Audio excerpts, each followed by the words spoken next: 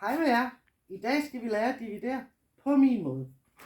Vi tager 216 kroner, som vi dividerer. Vi deler med 8 af vores bedste venner.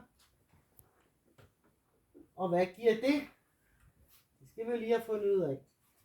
Se, kan vi sige 8 op i 2? Nej, det kan man ikke.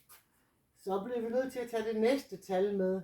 8 op i 21, hvor mange gange kan man det? 8, 16, 24, det var for meget. Så 8, 16, så det var 2 gange. Så 2 gange kan det gå op i 21. 2 gange 8, hvad giver det? 8, 16. Det skriver man hernede.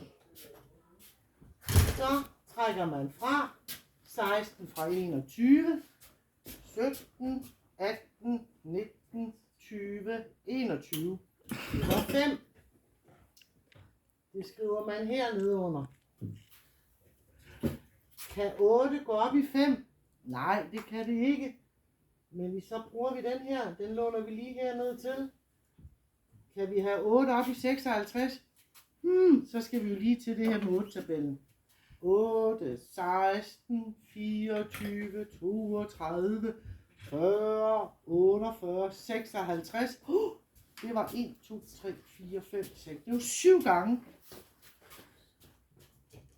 Så 7 gange kan jeg have 8 i 56. Så 7 gange 8, det giver 56.